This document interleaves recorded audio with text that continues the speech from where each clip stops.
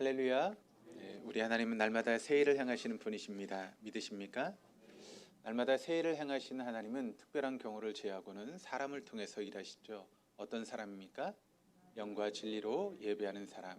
영으로 예배한다라고 하는 것은 성령의 이끄심을 따라 예배하는 것이고, 또 진리로 예배한다라고 하는 것은 진리의 말씀 앞에 우리의 삶을 조정하고 순종하는 것입니다. 오늘도 그 성령의 인도하심을 따라 그리고 진리의 말씀 앞에 여러분의 삶을 조정하고 또 순종하심으로 새 역사의 주인공 되시는 저와 여러분 될 수 있기를 주님의 이름으로 축원합니다.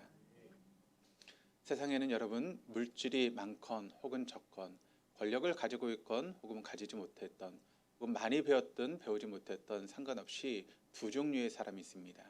바로 하나님의 구원의 계획 안에 있는 인사이더들, 그리고 하나님의 구원의 계획 밖에 있는 아웃사이더들. 우리는 하나님의 구원의 계획 안에 있는 인사이더들입니다. 하나님의 소망 안에, 하나님의 축복 안에, 하나님의 생명 안에 있는 인사이더들입니다. 이것만 확실하면 여러분 됩니다. 우리가 누릴 수 있는 복 중에 가장 큰 복이 이 복이 아니겠습니까? 그러므로 여기 흔들려서는 안 되는 것이죠. 그렇기 때문에 우리는 육신의 정욕, 또 안목의 정욕, 이생의 자랑을 가지고 우리를 흔들어대는 그런 사단의 미혹에 미혹되지 않고 심플하게 인생을 살아가야 됩니다.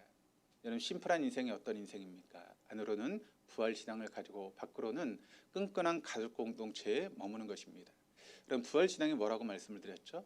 예수님께서 우리의 죄를 짊어지시고 십자가의 죽으심으로 우리의 구세주가 되셨다는 것과, 그리고 죽은 지 3일 만에 다시 살아나심으로 우리의 삶의 주인이 되셨다라고 하는 것을 믿는 것이 여러분 부활신앙 아니겠습니까? 그런데 그런 부활신앙을 가지고 살아가는 것이 쉽지 않습니다.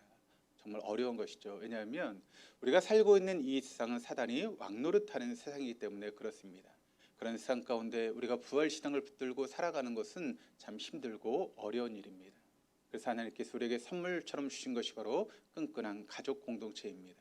이 가족 공동체 안에 서로 힘을 합해서 이 부활신앙을 가지고 승리하라고 우리에게 가족 공동체를 허락하신 것이죠. 그러므로 내가 지금 이 가족 공동체 안에 있다는 것이 얼마나 하나님의 큰 축복인지를 여러분 잊지 마시기를 바랍니다. 사단은 어떻게 해서든지 이 부활신앙을 희미하게 만들고 이 끈끈한 가족 공동체로부터 떨어지게 만들려고 우리를 여러 가지로 미혹할 것입니다. 그러나 속지 마시기를 바랍니다. 이것만이 우리가 살 길이고 이것만이 우리에게 생명줄임을 잊지 마시고 꼭 여기 안에 머물러 계실 수 있는 우리 동독의 모든 교우들 다 될 수 있기를 주님의 이름으로 축원합니다. 그런 우리에게 하나님께서 지금 우리에게 꼭 필요한 말씀을 허락해 주셨는데, 그 말씀이 지금 우리가 함께 나누고 있는 요한계시록의 말씀입니다. 지금 우리에게 꼭 필요한 말씀이 바로 요한계시록의 말씀인 것이죠. 그러므로 우리가 함께 나누고 있는 이 요한계시록의 말씀으로 우리가 한 주간 동안 단단히 무장하시고 또 주 안에서 복되고 흔들림 없는 그 같은 삶을 살아갈 수 있기를 주님의 이름으로 축원합니다. 여러분, 요한계시록의 핵심이 뭐라고 여러분에게 말씀을 드렸습니까? 하나는 복, 또 하나는 교회에 주신 사명. 이것이 바로 요한계시록의 말씀이라는 것이죠. 그러니까 요한계시록은 여러분 재앙의 말씀이 아닙니다. 혹은 화해의 말씀이 아니라는 것이죠. 우리가 생각하는 것처럼 어둡고 그런 칙칙한 말씀이 아니라는 것입니다. 이 요한계시록의 말씀은 복에 대한 말씀입니다. 아주 복덩어리입니다. 곳곳에 하나님이 복을 숨겨 놓으셨죠. 그래서 7가지 복이 마치 보물찾기를 하듯 우리가 찾아낼 수 있는 것이 바로 요한계시록의 말씀입니다. 그래서 요한계시록은 1장에 복이 있다라고 하는 그런 말씀으로 시작해서 25장에 복이 있다라고 하는 말씀으로 끝나는 것이 바로 요한계시록의 말씀입니다. 이 요한계시록 사이에 여러분 뭐가 들어있는가 하면 이 복으로 똘똘 뭉친 우리 성도들에게 주셨던 사명이 무엇인가를 깨닫게 하는 것이 바로 요한계시록의 말씀이라는 것이죠. 그러므로 우리가 복과 사명, 이 두 가지만 꽉 붙들면 됩니다. 이 두 가지만 놓치지 않으면 우리는 온전한 신앙생활을 할 수 있고 마지막 시대에 지혜롭게 살아갈 수 있게 되는 것입니다. 이 사명을 가지고 날마다 승리할 수 있는 저와 여러분 다 될 수 있기를 주님의 이름으로 축원합니다. 우리가 본론으로 보고 있는 여러분 6장에서 18장까지의 말씀에 어떤 이야기가 들어있습니까?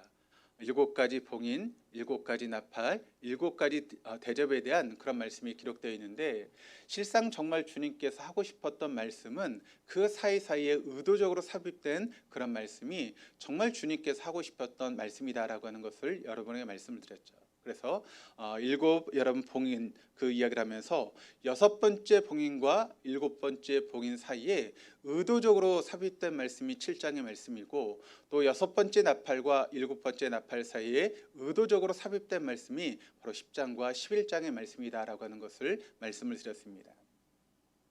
그 말씀을 통해서 하나님은 의도적으로 우리에게 하고 싶은 말씀을 그렇게 의도적으로 삽입된 말씀 속에 담아 놓았다는 것이죠. 그러므로 우리가 요한계시록의 말씀을 보면서 이 부분을 보는 것이 너무나 중요합니다. 거기에 바로 하나님의 마음이 담겨 있고 하나님의 뜻이 담겨 있고 우리에게 하고 싶은 하나님의 말씀이 담겨 있기 때문에 그렇습니다.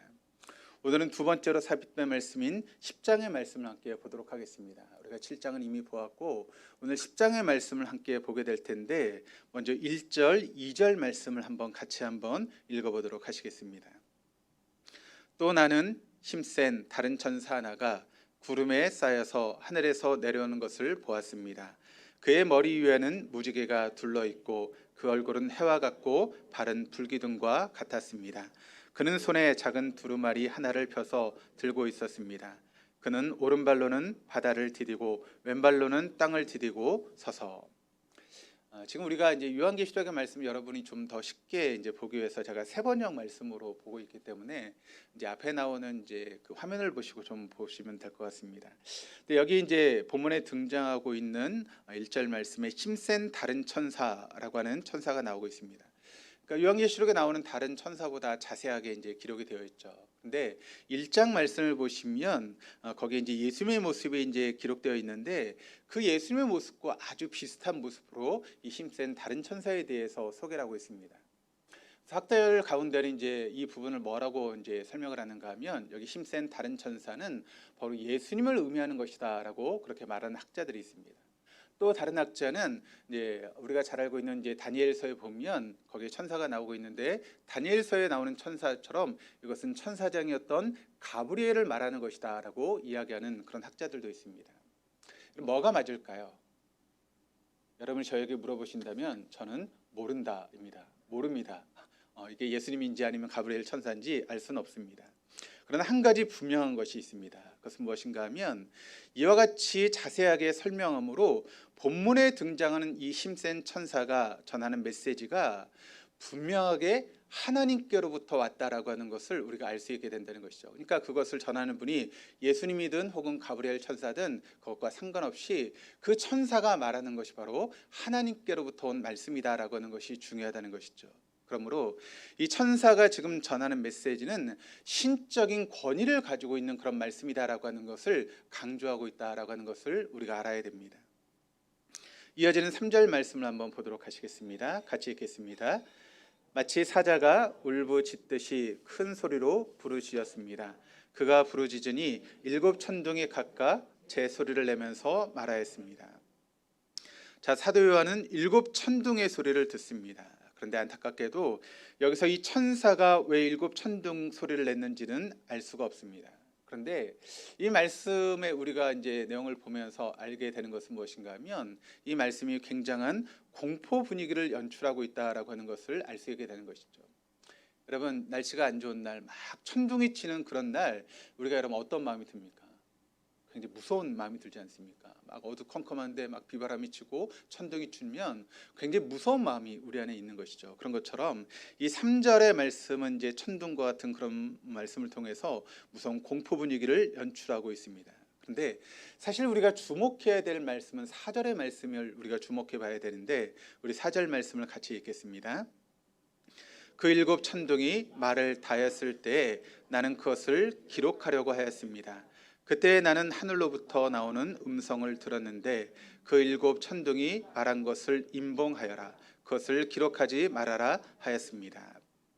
자, 이제 3절에 이제 일곱 천둥이 이제 소리를 내고 있을 때 사도 요한이 그것을 이제 기록하려고 했습니다. 그런데 하늘에서 어떤 소리가 들렸는가 하면, 그것을 기록하지 말아라라고 하는 그런 소리가 들렸다는 것이죠. 왜 이렇게 이야기를 하고 있는 것일까요? 일곱 천둥이 이야기를 하고 있는데 또 그것을 기록하려고 했던 사도 요한을 만류하시면서 기록하지 말아야 된다라고 이야기를 하고 있습니다. 이게 무슨 의미를 가지고 있고 무슨 뜻일까요? 요한계시록은 하나님의 어떤 계획에 대한, 하나님의 구원의 계획에 대한 큰 그림을 우리에게 보여주고 있는 말씀이 이 요한계시록의 말씀입니다. 그런데 그러나 자세하게 혹은 세부적으로 그와 같은 것을 우리에게 말씀하고 있지는 않다는 것이죠. 그러니까 큰 그림을 보여주고 있지만 그러나 그 안에서 세부적으로 자세하게 하나하나 모든 것을 우리에게 말씀하고 있지는 않다는 것입니다. 근데 이것이 여러분 비단 요한계시록만의 문제는 아닙니다. 우리가 성경을 보시면 성경도 그와 같습니다. 이 성경 말씀이라고 하는 것은 우리가 세상을 항해하는 항해 지도와 같은 것이 바로 성경의 말씀입니다. 그래서 우리가 인생의 항해길에서 어떻게 살아가는 것이 좋은 것인지를 우리에게 보여주는 지도와 같은 역할을 하는 것, 나침반 같은 역할을 하는 것이 바로 성경의 말씀이라는 것이죠. 그런데 그 성경 말씀에 우리의 인생의 모든 문제를 다 세세하게 하나하나 기록해 놓지는 않았다는 것입니다. 많은 것이 숨겨져 있습니다. 많은 것이 어떤 의미에서 감춰져 있다는 것이죠. 그런 의미에서 여러분 믿음의 길이라고 하는 것이 무엇이겠습니까? 믿음의 길이라고 하는 것은 하나님께서 만들어 놓으신 그 여백을 우리의 믿음으로 채워가는 것, 그것이 바로 믿음의 길인 줄 믿습니다. 믿음으로 가는 길은 하나님 마련하신 여백을 우리의 믿음으로 채워가는 여정이 바로 믿음의 길이라는 것이죠. 세세하게 모든 것이 밝혀지지 않았습니다. 궁금한 것이 참 많이 있지만 그 모든 것들을 성경에 기록해 놓은 것이 결코 아니라는 것입니다. 예를 들어서 우리가 이사를 가야 됩니다. 그런데 성경에 용산으로 이사를 가야 되는지 아니면 고향으로 이사를 가야 되는지 아니면 김포로 이사가를 되든지 그 모든 것들을 다 세세하게 우리가 가르치고 말씀하고 있지는 않다는 것입니다. 그럼 어떻게 해야 될까요? 이런 부분을 가지고 우리가 매일 매 순간 하나님 앞에 나아가는 것입니다. 그리고 하나님께 기도하는 것이죠. 기도하면서 하나님의 음성을 듣고 그 음성 가운데 우리가 믿음으로 결단하면서 말씀 가운데 순종하는 것, 그것이 바로 믿음의 길이라는 것입니다. 그래서 성경은 우리에게 이사를 가는데 용산으로 가라 혹은 고향으로 가라 그렇게 말씀하고 있지 않다는 것이죠. 그 부분은 우리가 믿음으로 기도로 말씀으로 채워가면서 우리의 믿음의 길을 걸어가는 것, 그것이 바로 믿음이라는 것입니다. 우리가 항해하는 데 있어 여러분 선장이 어떤 분이신지 너무나 중요하죠. 우리의 배를 이끌어 가신 선장이 어떤 분인지를 아는 것은 중요합니다. 우리 인생에 굽이굽이 만나게 될 모든 일과 모든 사건을 우리는 알 수는 없습니다. 왜냐하면 우리는 유한한 인간이기 때문에 그렇죠. 또 안다고 해서 그것을 우리가 바꿀 수 있는 것도 아니지 않습니까? 그러므로 성경은 여러분 하나님의 말씀은 이 안에 비밀이 숨겨져 있는데 그것은 무엇인가 하면 구체적으로 성경에서 모든 것을 우리에게 알려주고 있지는 않습니다. 그러나 그 성경을 우리에게 주신 하나님을 우리가 붙잡으면 된다라고 하는 것을 말씀하고 있는 것이죠. 그것이 바로 하나님의 말씀, 그것이 바로 하나님께서 우리에게 주신 말씀이기 때문에 그 성경이 우리에게 의미가 있는 것이죠. 그러므로 여러분 만약 하나님의 말씀이 아니라면 우리가 성경을 볼 필요도 믿을 필요가 없는 것 아니겠습니까? 그 성경 말씀이 하나님 말씀이기 때문에 우리가 그것을 보는 것이고 그것을 믿는 것이지 하나님과 전혀 상관없는 그런 말씀이라면 우리가 성경을 보는 것도 또 믿을 필요도 없는 것입니다. 구체적으로 말하자면 우리가 성경을 믿는 것이 아니라 뭘 믿는 것입니까? 성경을 주신 하나님을 믿는 것입니다. 우리가 성경을 보는 것이 아니라 그 성경 속에 있는 하나님을 만나는 것, 그것이 중요하다는 것입니다. 그러므로 우리가 성경을 읽을 때 그 성경 속에서 우리를 만날 수 있는 하나님을 만나는 것이 중요한 것이죠. 그래서 내가 성경을 뭐 5독하고 10독하고 100독하고 그게 중요한 게 아닙니다. 거기서 우리에게 말씀하시고 우리를 만나 주는 하나님을 만나는 것, 그것이 무엇보다도 중요한 것입니다.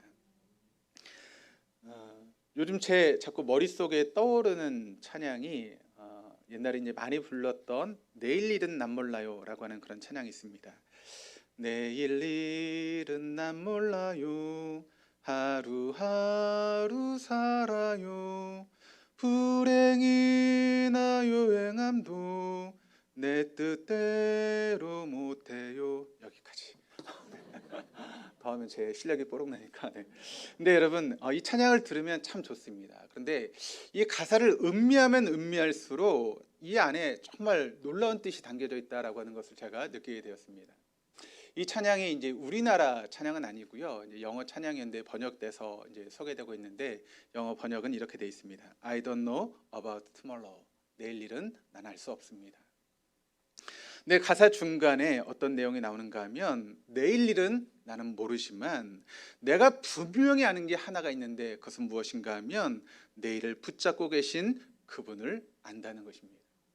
우리가 내일 일은 알 수 없습니다.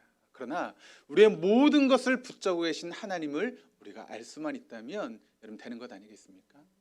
그렇다면 우리가 내일을 몰라도 상관없는 것 아니겠습니까? 그런데 우린 자꾸 내일을 알려고 합니다. 앞날일을 알려고 합니다. 근데 정말 우리가 중요한 것은 무엇인가 하면 내일 일은 우리가 몰라도 되지만 우리의 인생을 나를 붙들고 계시는 하나님을 우리가 붙잡고 그분을 의지하고 그분만 놓치지 않는다면 우리 인생 가운데 여러분 문제가 되지 않는 것 아니겠습니까? 설령 그 내일이 우리에게 어려움을 주고 눈물을 나게 하고 또 고난을 준다 할지라도 그 모든 것을 붙잡고 계신 하나님이 우리의 하나님이 되신다면 걱정할 필요가 없는 것이죠. 그렇습니다.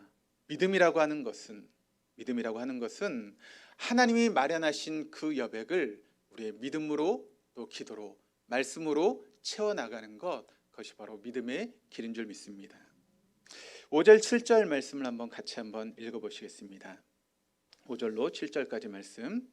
그리고 내가 본 그 천사 곧 바다와 땅을 디디고 서 있는 그 천사가 오른손을 하늘로 쳐들고 하늘과 그 안에 있는 것들과 땅과 그 안에 있는 것들과 바다와 그 안에 있는 것들을 창조하시고 영원 무궁하도록 살아계시는 그분을 두고 이렇게 맹세하였습니다. 때가 얼마 남지 않았다. 일곱째 천사가 보려고 하는 나팔이 나는 날에는 하나님께서 하나님의 종 예언자들에게 전하여 주신 대로 하나님의 비밀이 이루어질 것이다. 자, 천사가 지금 선포하고 있습니다. 때가 얼마 남지 않아서 일곱째 나팔 소리가 나는 날에는 하나님께서 예언자들에게 예언해 주셨던 그와 같은 모든 일들이 그 하나님의 비밀이 이루어지게 될 거야 라고 하는 것을 말씀하고 있습니다. 여러분, 일곱째 나팔이 울려 퍼지게 된다는 것이죠. 그런데 그 일곱째 나팔이 울려 퍼지게 된다라고 하는 것은 어떤 의미가 있습니까? 그때부터는 이제 이 세상은 더 이상 자비를 찾을 수 없는 하나님의 무서운 진노가 시작되게 된다라고 하는 그런 의미입니다. 그러니까 무자비한 하나님의 최종적인 심판이 이루어지게 된다라고 하는 것을 말씀하고 있는 것이죠. 그러니까 이렇게 무서운 심판이 이제 얼마 남지 않았다는 것입니다. 일곱 번째 나팔만 부러지기만 하면 자비가 없는 하나님의 최종적인 무서운 심판이 임하게 될 터인데, 그렇다면 그 일곱 번째 나팔을 우리가 앞에 두고 하나님께서 우리에게 주신 사명이 얼마나 긴박한지를 우리가 깨달을 수 있게 되는 것이죠.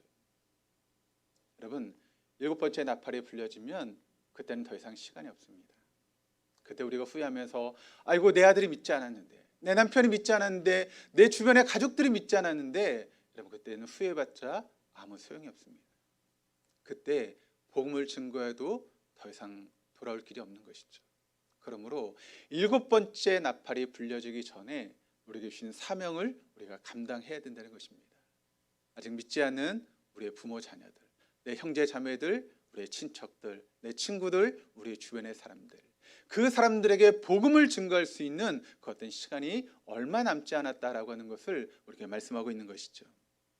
그러면서 이제 자연스럽게 본문의 후반절의 말씀인 8절에서 11절까지의 말씀으로 이어지게 되는데, 여기에 초점은 어떤 초점인가 하면 1절에서 7절까지의 말씀은 초점이 지금 누구에게 맞춰져 있는가 하면 힘센 다른 천사에게 맞춰져 있습니다. 그래서 그 천사가 예언하는 그와 같은 이야기들을 이제 듣게 되는 것이죠. 그런데 그 초점이 이제 8절부터 누구에게로 옮겨지게 되는가 하면 사도 요한에게 그 초점이 옮겨지게 됩니다.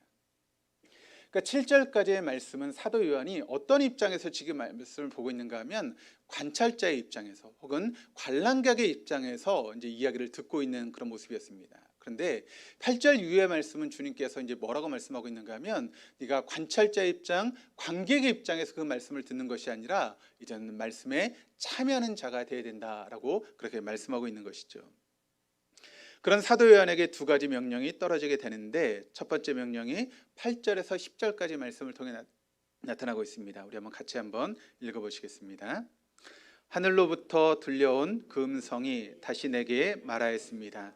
너는 가서 바다와 땅을 밟고 서 있는 그 천사의 손에 펴 있는 작은 두루마리를 받아라. 그래서 내가 그 천사에게로 가서 그 작은 두루마리를 달라고 하니 그는 나에게 말하기를 이것을 받아 먹어라. 이것은 너의 배에는 쓰겠지만 너희 배는 꿀같이 달 것이다 하였습니다. 나는 그 천사의 손에서 그 작은 두루마리를 받아서 삼켰습니다.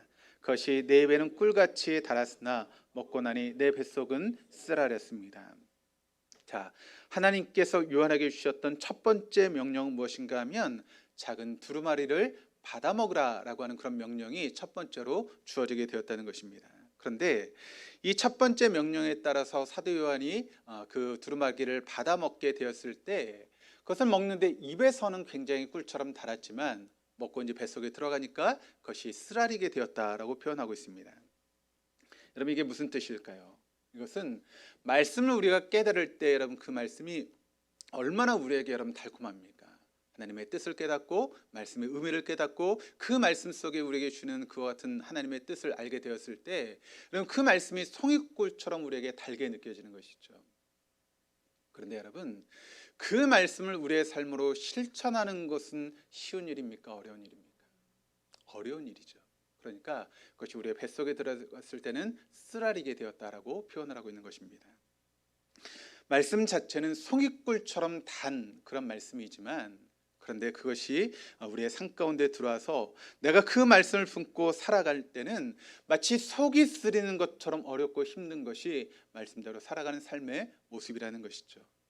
그러므로 여러분 우리가 믿음으로 살아간다라고 하는 것은 무엇입니까? 달콤함과 쓰라림, 기쁨과 부담이 반복되는 것입니다. 달콤함과 쓰라림이 반복되고 또 기쁨과 부담이 반복되면서 계속 돌게 되는 것이죠. 그러면서 그와 같은 것이 반복되면서 우리의 믿음이 켜켜이 쌓아가면서 우리의 믿음이 성장하는 것이고 성숙한 믿음으로 나아가는 것입니다. 그러므로 여러분 우리의 믿음 가운데 우리가 성장하려면 결코 쓰라림이 없을 수 없습니다. 우리에게 부담이 없을 수 없는 것이죠. 만약 우리가 달콤함만 추구하고 기쁨만 추구한다면 결코 우리의 믿음은 성장하지 못합니다. 그저 어린아이와 같은 믿음으로 있을 수밖에 없는 것이죠. 그런데 우리가 믿음이 성장하려면 때론 쓰라린 그런 고통을 우리가 경험해야 되고 때론 말할 수 없는 부담감을 느끼며 때론 믿음의 길을 걸어가야 됩니다. 그런데 그런 과정들이 쌓여가면서 우리의 믿음이 성장하고 아름다운 모습으로 성숙해 갈 수 있는 것입니다. 결코 우리에게는 기쁨만 있을 수 없습니다. 때로는 상처도 있을 수 있고 사람들이 나를 향해서 이야기하는 그런 소리에 모함을 당할 수도 있고 어려움을 당할 수도 있습니다. 믿음대로 살아가려고 하는데 사람들의 손가락을 받을 때도 있고 어려움을 당할 때도 있다는 것이죠. 그런데 그런 모든 과정들을 통해서 하나님은 우리의 믿음을 성장시켜 나가고 있다고 하는 것을 여러분 잊지 마시기를 바랍니다. 그래서 성경은 고난이 우리에게 유익이다라고 하는 그런 말씀도 우리에게 증거하고 있지 않습니까? 왜 고난이 유익일까요? 그 같은 시간을 통해서 우리의 믿음이 성숙하고 성장해 갈 수 있기 때문에 고난이 우리에게 유익이 되는 것입니다. 이어지는 11절 말씀을 같이 읽겠습니다. 그때 너는 여러 백성과 민족과 언어와 왕들에 관해서 다시 예언을 하여야 한다 하는 음성이 내게 들려왔습니다. 두 번째 명령은 어떤 명령인가 하면 내가 다시 예언을 해야 된다라고 하는 그런 명령입니다. 이 본문 말씀 가운데 가장 중요한 부분이 바로 이 11절의 말씀입니다. 여기서 주님은 사도 요한에게 결연한 의지를 보여주고 계시죠. 아무리 고난이 있어도 주의 복음을 들고 다시 세상으로 나아가야 된다라고 하는 것을 말씀하고 있는 것입니다. 그러기 위해서 너는 말씀을 받아 먹어야 하고 그 말씀을 내가 온몸에 품고 새겨야 된다라고 하는 그런 말씀입니다. 그러니까 이 말씀이 10장 전체에서 핵심이 되는 말씀이고 또 중요한 그런 말씀입니다. 이 말씀을 우리가 본문의 말씀을 간단하게 살펴봤는데 사실 이 정도로 우리가 본문이 담고 있는 주님의 뜻을 알기는 좀 어렵습니다. 오늘 말씀을 우리가 좀 더 이해하기 위해서는 질문을 여러분께 한 가지 하게 될 텐데 한번 마음속으로 생각해 보시길 바랍니다. 주님께로부터 지금 환상적인 계시를 받았던 사도 바울이 그 주님께 받았던 그 환상적인 계시를 글로 적지 않습니까? 그것이 바로 요한계시록의 말씀인데, 그것을 적었던 사도 바울이 그 말씀을 초대교회 성도들에게 이제 보내게 되었던 것이죠. 그런데 여기 말씀을 보시면 다시 예언을 해야 된다라고 하는 이 말씀을 사도 요한도 또 초대교회 성도들도 이 말씀을 받게 되었을 때, 여러분 그들의 마음이 어떤 마음이었을까요? 다시 예언을 해야 된다라고 하는 이 말씀을 듣게 되었을 때 그들의 마음이 어떤 마음으로 이 말씀을 받게 되었을까요? 이 질문에 대한 올바른 대답을 듣기 위해서 본문이 기록되었던 그 당시의 상황을 우리가 먼저 생각해 볼 필요가 있습니다. 이 요한계시록의 말씀은 주 한 100년 전으로 해서 이 말씀이 쓰여진 것으로 이제 알려지고 있습니다. 그런데 그때는 교회가 가장 큰 핍박을 당했던 그런 시기였습니다. 그래서 교회가 어려움을 당하고 있었던 그런 시기였고, 그런 시기 가운데 세상의 권력으로부터 교회를 보호해 줄 수 있는 것은 아무것도 없는 것처럼 느껴졌죠.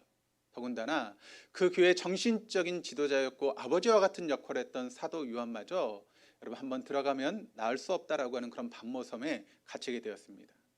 하나님은 침묵하고 계시고 또 자신들의 지도자는 옥에 갇혀 있고, 그러니까 교회 성도들의 입장에서 보면 아무런 희망이 보이지 않는 그런 상황 가운데 지금 교회 성도들이 있던 것이죠. 그런데 이런 교회 공동체를 위로하시기 위해서 반모섬에 있었던 사도 요한에게 예수님이 찾아가신 것입니다. 그리고 거기서 사도 요한에게 주님이 숨겨놓으신 하나님의 구원의 계획에 대해서 말씀해주고 계시는 것입니다. 앞으로 장차 교회에 일어날 엄청난 축복의 이야기들을 사도 요한에게 말씀하고 보여주고 있는 것이죠.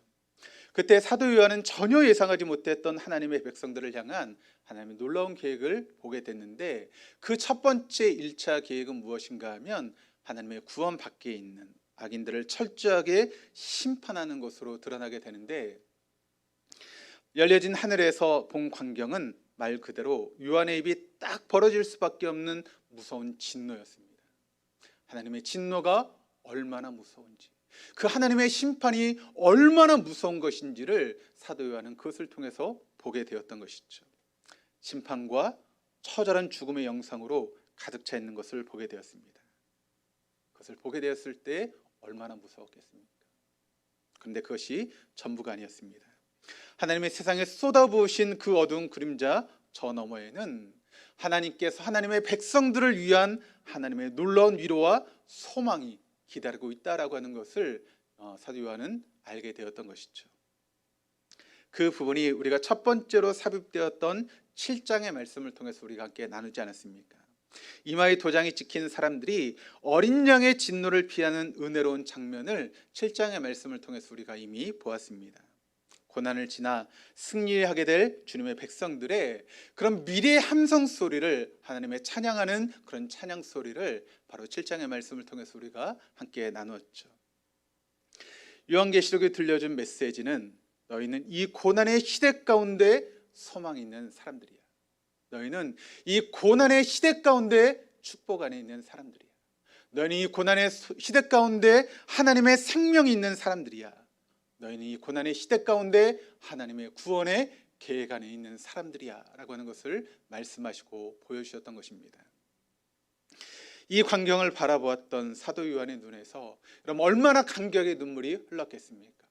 복음 때문에 고난을 당하고 아픔을 당했던 그 수없이 많았던 초대교회 성도들의 아픔과 또 그런 순교를 보았던 사도 요한이 그 백성들을 위로하시고 소망을 주시는 하나님의 그와 같은 놀라운 일들을 경험하게 되었을 때 사도 요한은 감격의 눈물을 흘릴 수밖에 없었던 것이죠. 그리고 사도 요한은 아마 이런 심정으로 주님께 말씀을 드렸을 것입니다. 주님, 이제야 복음을 위해 고난 받아야 했던 사람들이 듣고 싶었던 광경을 이제야 보게 되었습니다.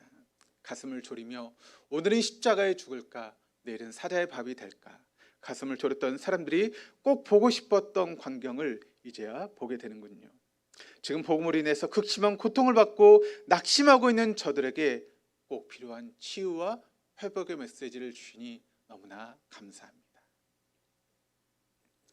감사와 감격에 눈물을 흘리며 사도 요한이 반모섬에 갇혀서 목이 메며 감동으로 숨죽이며 종말의 이야기를 듣고 있었던 바로 그때, 바로 사도 요한에게 그리고 초대교회 공동체에게 본문의 말씀을 통해 새로운 명령이 떨어지고 있습니다.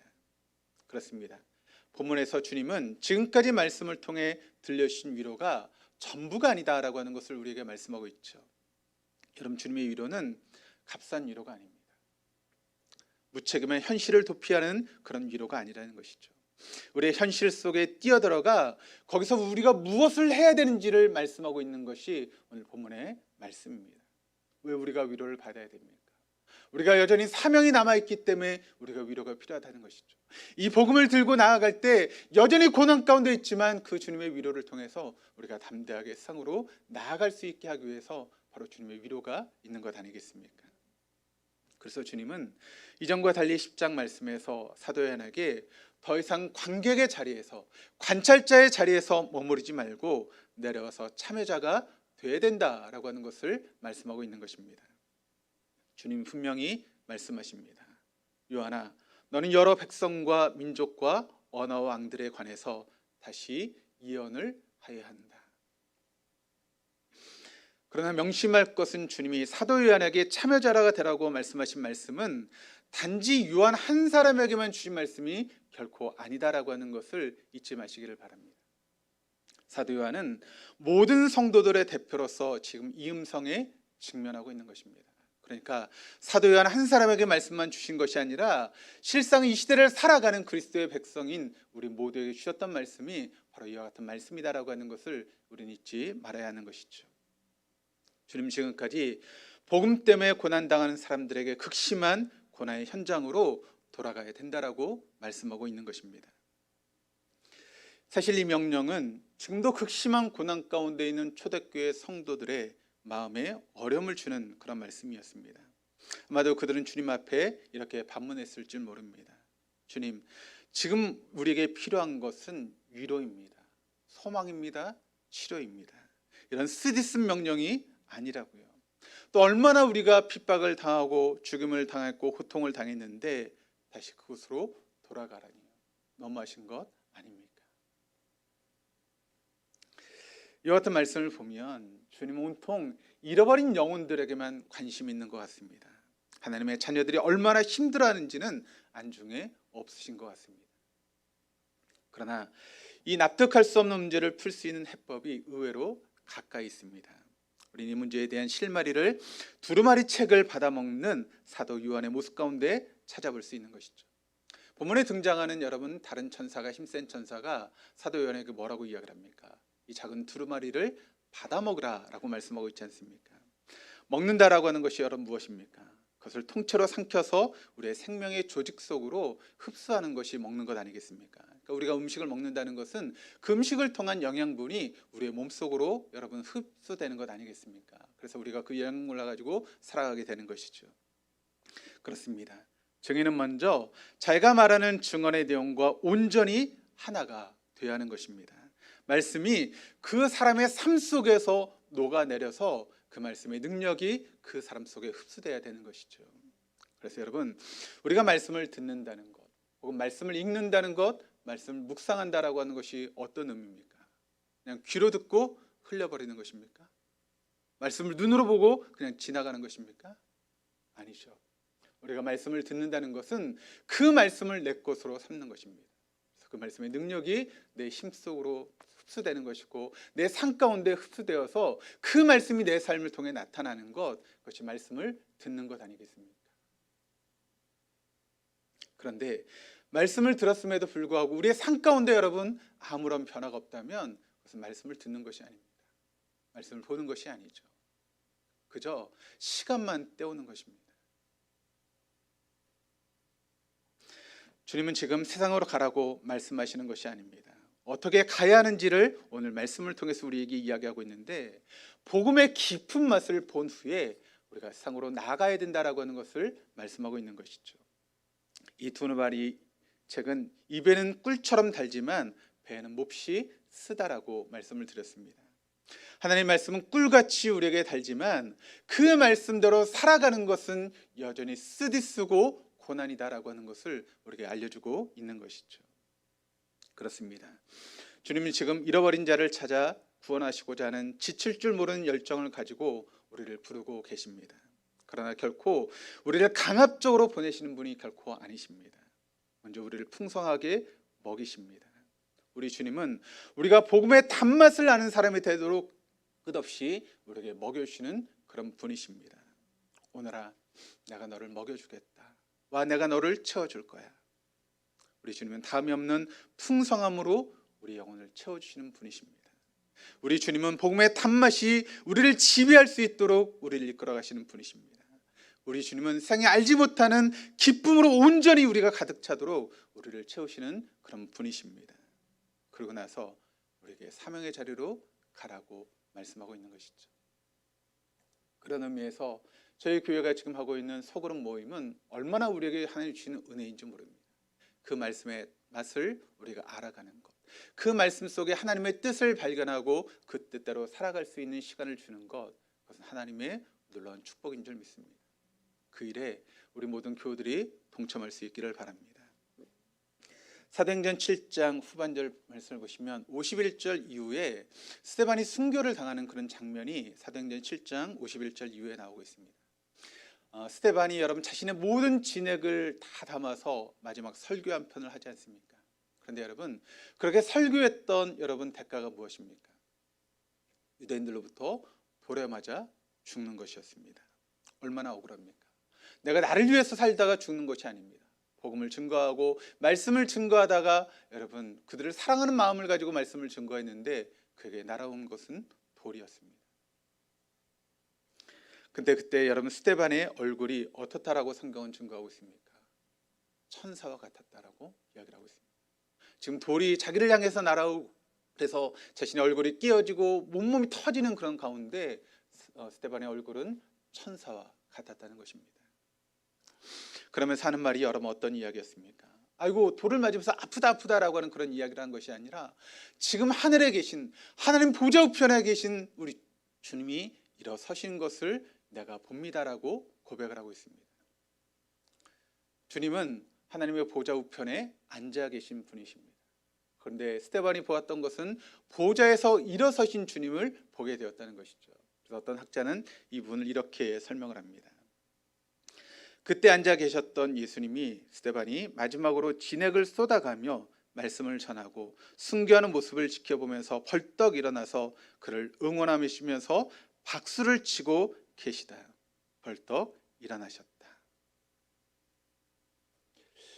스데반이 지금 의식하고 있는 것은 무엇입니까? 자신을 향해 날아오는 돌을 의식하고 있습니까? 아닙니다. 스데반이 의식했던 것은 자신을 바라보고 있는 주님을 의식하고 있었던 것이죠. 그랬더니 그 모든 고난과 그 모든 어려움이 더 이상 문제가 될 것이 없었다는 것입니다. 하늘의 기쁨, 하늘의 생명, 하늘의 소망을 붙들고 있기에 이 세상의 문제는 더 이상 문제가 되지 않았던 것입니다. 지금 코로나를 지나면서 많은 교회들이 힘들어하고 있습니다. 왜 힘들까요? 이거는 간단합니다. 그들이 지금 복음을 놓치고 있기 때문에, 말씀을 놓치고 있기 때문에 교회가 힘든 것입니다. 진짜 필요한 순복음, 원복음을 붙들기만 하면 우리요, 이 코로나의 시기는 위기가 아니라 우리에게 기회가 될 수 있다라고 하는 것을 우리는 잊지 말아야 됩니다. 여러분, 우리가 그냥 살 때는 몰랐는데 어떻게 살다가 여러분 다 죽지 않습니까? 다 죽음을 맞이하게 되는데 인생을 살다가 여러분 갑자기 그런 암에 걸리게 되죠. 거기다 뭐 이제 사기, 말기암이 되어서 앞으로 3개월 혹은 6개월밖에 살지 못합니다라고 하는 그런 소리를 듣게 되면 사람들이 어떻게 합니까? 더 이상 그것밖에 살지 못한다는 이야기를 들으면서 여러분 삶이 달라지지 않습니까? 자신의 삶을 여러분 정리하지 않습니까? 재산이 있으면 재산도 다 나눠줄 사람들에게 나눠주고 또 자신의 집도 정리하는 그런 시간을 가지면서 여러분 자신의 인생을 정리하는 그런 시간을 가집니다. 여러분 그런 사람에게 뭐 돈 얼마를 더 벌기 위해서 애를 쓰는 그런 모습이 있겠습니까? 더 높은 자리에 올라가기 위해서 막 아둥바둥하는 그런 모습이 있겠습니까? 아니면 내 아파트 평수를 더 늘리기 위해서 애를 쓰면서 그렇게 아둥바둥 살겠습니까? 그런 사람은 없죠. 3개월, 6개월밖에 남지 않았는데 그렇게 인생을 살아가는 사람은 없습니다. 그 남아있는 짧은 3개월, 6개월 그 시간 동안 혹시 내가 잘못한 것이 있다면 그 사람을 찾아가서 사과하기도 하고 내가 잘못했거든 돌이키고 내 인생을 어떻게 마무리할까 그렇게 살아가는 것 아니겠습니까? 여러분, 우리 인생이 3개월이 남았든 6개월이 남았든 혹은 10년이 남았든 20년이 남았든 우리 모두는 다 시한부 인생을 살아가는 사람들입니다. 다 우리에게는 생명의 끝이 있는 사람들입니다. 우리가 그것을 인식하고 살아간다면 우리의 삶이 달라져야 되지 않겠습니까? 3개월, 6개월 남았을 땐 우리 인생이 달라지는데 왜 10년, 20년 남았을 때는 우리 인생이 달라지지 않습니까? 끝이 있다는 것을 알게 되면 그것이 6개월이 되었든 1년이 되었든 10년이 되었든 달라질 것은 없습니다. 그렇다면 시한부 인생을 살아가는 사람들처럼 우리 인생을 정리해야 되지 않겠습니까? 하나님 원하시는 것이 무엇인가? 나를 통해 하나님께서 원하시는 것이 무엇인가를 우리가 깨닫고 그런 삶으로 우리가 변화되어야 되는 것이죠. 왜 그렇습니까? 우리 인생은 한 방에 훅 가기 때문에 그렇습니다. 정신 차리셔야 됩니다. 요즘 우리가 사순절 특별 새벽 기도를 통해서 구약 성경 말씀을 읽고 있습니다. 얼마나 읽으셨습니까? 저도 이렇게 말할 수는 없습니다. 저도 다 지금 못 읽고 허겁허겁 직업이 이렇게 쫓아가고 있는 그런 상황이 돼서 말씀드리긴 좀 그렇지만, 여러분 성경을 읽는 일에 얼마나 투자하십니까? 기도한 일에 얼마나 시간을 투자하십니까? 예배 자리를 지키기 위해서 얼마나 애를 쓰고 계십니까? 지난주 토요일이 어제였죠. 4월달 월상 예배였습니다. 제 마음 가운데 이런 마음이 있습니다. 월상 예배를 꼭 이렇게 본당에서 해야 되나? 나오는 사람도 별로 없는데 그런 마음이 들더라고요.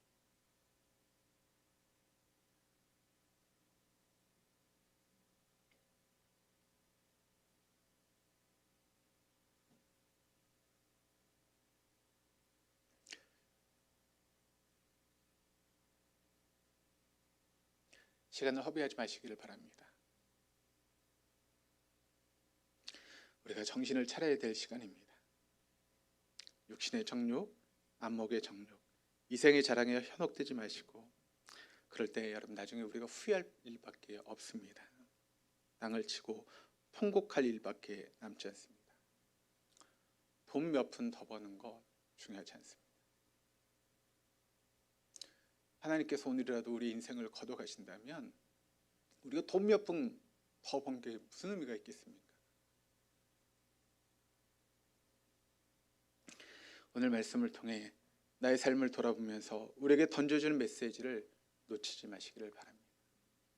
그러기 위해서 주의 두루마기를 받아 먹으시면서 우리를 풍족하게 채우시는 그 하나님의 기쁨으로, 하나님의 평안으로 우리를 채우시고 그 말씀의 능력으로 담대하게 세상을 나아가 살 수 있는 저와 여러분 다 될 수 있기를 주님의 이름으로 축원합니다.